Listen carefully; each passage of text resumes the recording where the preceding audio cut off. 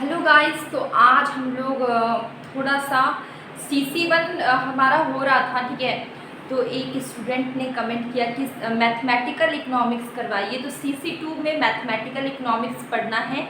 नाम तो लिखा हुआ है मैथमेटिकल इकोनॉमिक्स, लेकिन जो यूनिट 1 है वहाँ पे logic and proof, set, relation and set, ये सब पढ़ना है, ठीक है। तो फर्स्ट आपका टॉपिक है लॉजिक एंड प्रूफ, ठीक है।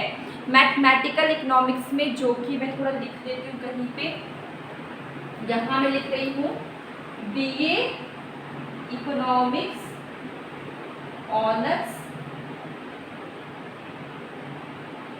सेमेस्टर 1 का CC2 पानी था यहाँ पे। CC2 का हम लोग कर रहे हैं CC2, ठीक है, जिसमें हम लोग को पढ़ना है मैथमेटिकल इकोनॉमिक्स। मैं पूरा नहीं लिख रही हूँ कि इसका यूनिट 1 में हमें फर्स्ट टॉपिक है लॉजिक एंड प्रूफ, जो कि पूरा थ्योरेटिकल है, ठीक है। उसको कंप्लीट करने के बाद जब हम लोग सेट थ्योरी स्टार्ट करेंगे, स्टार्टिंग में थोड़ा सा सेट थ्योरी का कुछ थ्योरी पढ़ना पड़ेगा, उसके थोड़े से रूल्स हैं उसको पढ़ने पड़ेंगे।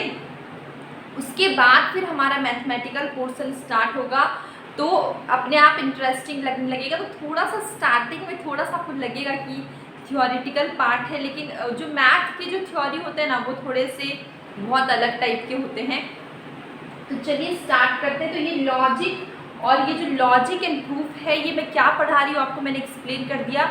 BA इकोनॉमिक्स ऑनर्स सेमेस्टर 1 का CC2 है।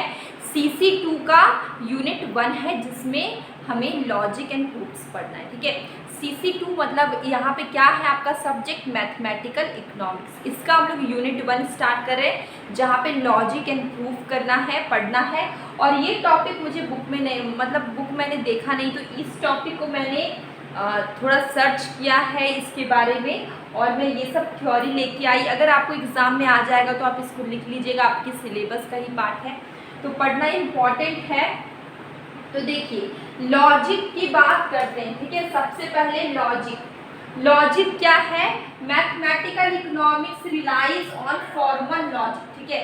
ये जो मैथमेटिकल इकोनॉमिक्स है, ये रिलाइज ऑन फॉर्मल लॉजिक, ठीक है। Mathematical economics relies on formal logic to express यहाँ पे इकोनॉमिक रिलेशनशिप और रीजन अबाउट देम स्टेटमेंट। जो भी स्टेटमेंट होता है उसका रीजन के बारे में, इकोनॉमिक रिलेशनशिप और reason about them statements are represented using logical operator, ठीक है। यहाँ पे लॉजिकल ऑपरेटर का यूज किया जाता है, जैसे AND, और and implication, allowing for precise analysis and deduction, ठीक है।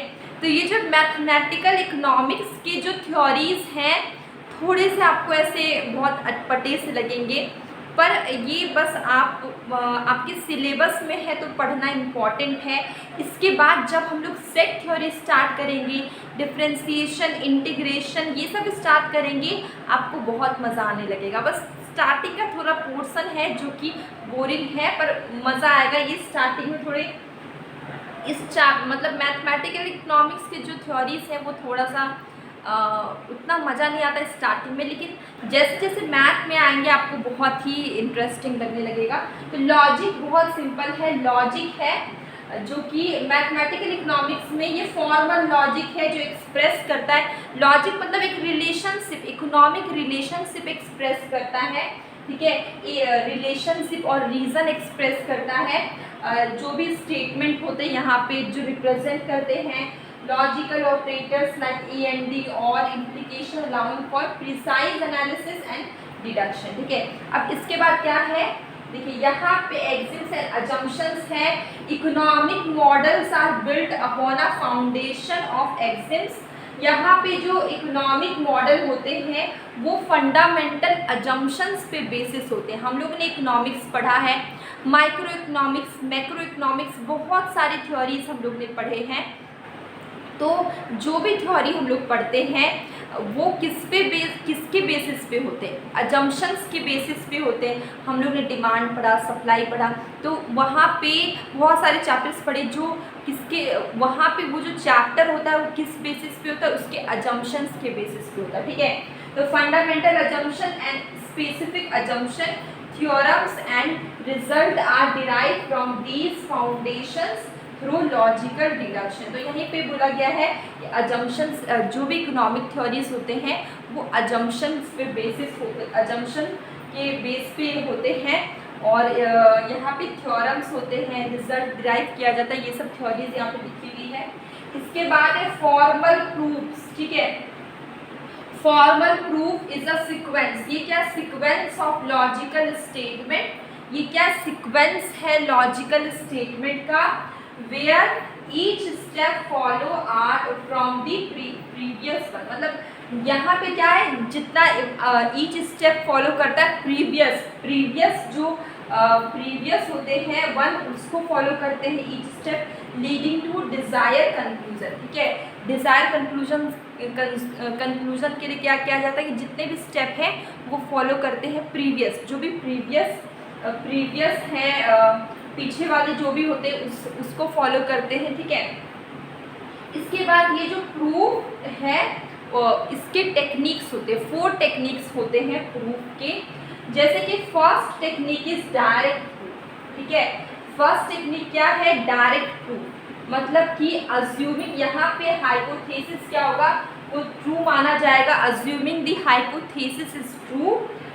यहाँ पे यूज किया जाता है logical step to the demonstrate that the conclusion must also be true, ठीक है। तो यहाँ पे लॉजिकल स्टेप का यूज किया जाता है कि कंक्लूजन हमारा सही हो, ट्रू हो, इसके लिए लॉजिकल स्टेप का यूज किया जाता है, इसको हम लोग बोलते हैं डायरेक्ट प्रूफ, ठीक है। दूसरा टेक्निक है प्रूफ बाय कॉन्ट्राडिक्शन, ठीक है। प्रूफ होगा कॉन्ट्राडिक्शन के थ्रू। तो यहाँ पे ये आपका क्या है, assumes the negation of conclusion, यहाँ पे नेगेशन ऑफ कंक्लूजन का यूज किया जाता है, इसको हम लोग फैक्ट भी बोलते हैं, ठीक है। तो ये आपका क्या है, फैक्ट है। और logical deduction to arrive at a statement and existing assumption, ठीक है। जो भी लॉजिकल डिडक्शन होगा वो एग्जिस्टिंग अजम्पशन की, मतलब यहाँ पे क्या लॉजिकल डिडक्शन, ये क्या कहाँ आएगा, to arrive at a statement, ये स्टेटमेंट पे आएगा जहाँ पे एग्जिस्टिंग पहले से जो अजम्पशन होगी, ठीक है। और ये जो प्रूफ बाय कॉन्ट्राडिक्शन है, ये इसको हम लोग फैक्ट भी बोलते हैं, ठीक है, फैक्ट भी बोलते हैं। इसके बाद प्रूफ बाय कॉन्ट्रा पॉजिटिव, ठीक है, प्रूफ बाय कॉन्ट्रा पॉजिटिव।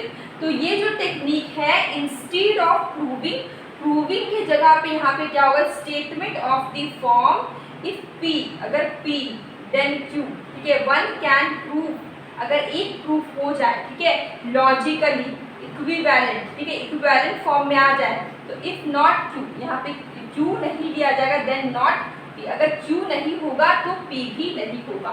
तो ये प्रूफ बाय कॉन्ट्रा पॉजिटिव, यहाँ पे इसका क्या नाम है, ये टेक्निक क्या है, प्रूफ बाय कॉन्ट्रा पॉजिटिव, ठीक है। तो ये जो टेक्निक्स थे वो बहुत बड़े बड़े लिखे हुए थे, मैंने ऐसे करके 4 पार्ट में डिवाइड करके मैंने पूरे सेंटेंस को नहीं लिखा, मेन जो था इसका मोटिव, मेन जो पॉइंट्स थे उसको मैंने आधा काट के जो सबसे इम्पॉर्टेंट पॉइंट था मैंने उसको लिखा हुआ है। इसके बाद प्रूफ बाय इंडक्शन, ठीक है, तो prove statements about natural numbers, ठीक है, यहाँ पे स्टेटमेंट को प्रूव किया जाता है नेचुरल नंबर के थ्रू, ठीक है। If the statement holds for a number n, अगर स्टेटमेंट नंबर n पे है, it also hold for n+1, ठीक है, n+1। तो ये 4 क्या थे, प्रूफ के टेक्निक्स थे, 4 क्या थे, प्रूफ के टेक्निक्स थे, जो कि आपको थोड़ा ऐसा लगा होगा ऊपर से चला गया होगा, लेकिन मैथमेटिकल इकोनॉमिक्स के थ्योरीज कुछ इसी तरीके के हैं जो कि मैंने भी पढ़ा था BA में, तो कुछ इसी तरीके के थे, पर मैंने ये चैप्टर नहीं पढ़ा था, ये चैप्टर मैंने सिलेबस में अभी देखा, तो मैंने इसको अभी सर्च किया। सिलेबस में जब से CC 1 में कर रही थी उस समय मैंने डाउनलोड करके रखा था, और मैंने CC2 का भी मेरा सिलेबस था, तो मैंने उसी को देख के मैंने देखा कि CC2 में क्या पढ़ना है। सबसे पहले लॉजिकल एंड प्रूफ था, बस एक थोड़ा सा और इसके बारे में थोड़ा टॉपिक्स बचा हुआ है, उसको कंप्लीट करने के बाद हम लोग सेट थ्योरी करेंगे। और मैं जानती हूँ थोड़ा सा बोरिंग है, लेकिन ये सारी इन्फॉर्मेशन आपको बहुत मतलब क्या होता है कि आपको या तो बुक पढ़ के मिलेगी या फिर आप वीडियो देखेंगे तो आपको ये सारे टॉपिक्स मिलेंगे। मैंने मेरे पास मैथमेटिकल इकोनॉमिक्स का मैंने अभी तक बुक नहीं लिया था, तो मैंने इसको थोड़ा सर्च करके मैंने इस टॉपिक को पढ़ा, और मैं सोच रही थी कि मैं आपके लिए मैथमेटिकल इकोनॉमिक्स के सारे टॉपिक्स में करवाऊँगी। तो सबसे पहले ये था सेट थ्योरी, तो मैं आराम से करवा लूँगी। सबसे पहला टॉपिक हमारा ये था, और मैं कोई भी यूनिट का कोई भी टॉपिक मैं छोड़ना नहीं चाहती हूँ। मैं चाहती हूँ कि मैं सब कुछ मैं सीरियल वाइज में करवाऊँ, इसलिए मैंने सबसे पहले जो टॉपिक था मैं उसी को लेके मैं आगे बढ़ रही हूँ। और इसके आगे थोड़ा सा टॉपिक बचा हुआ है इसी चैप्टर का, उसको कर लेंगे, उसके बाद हम लोग सेट स्टार्ट करेंगे। अब आपके सिलेबस में जो भी टॉपिक्स होंगे उसको आप स्किप नहीं कर सकते, आपको सबको कंटिन्यू सबको पढ़ना पड़ेगा, इसलिए इसको भी पढ़िए। फिर जो मैथ्स आएंगे उसमें तो आपको बहुत ही इंटरेस्टिंग लगेगा पढ़ने में। तो मैथमेटिकल इकोनॉमिक्स का ये हमारा फर्स्ट क्लास है। आपको कैसा लगा वीडियो आप ज़रूर बताइए। और मैं शॉर्ट वीडियो में कभी कभी मैं क्वेश्चन पूछती हूँ, कभी कभी मैं शॉर्ट कंसेप्ट करवाती हूँ, आप उससे भी देखिए, आपको काफ़ी हेल्प होगी। अब हम मिलेंगे कल एक न्यू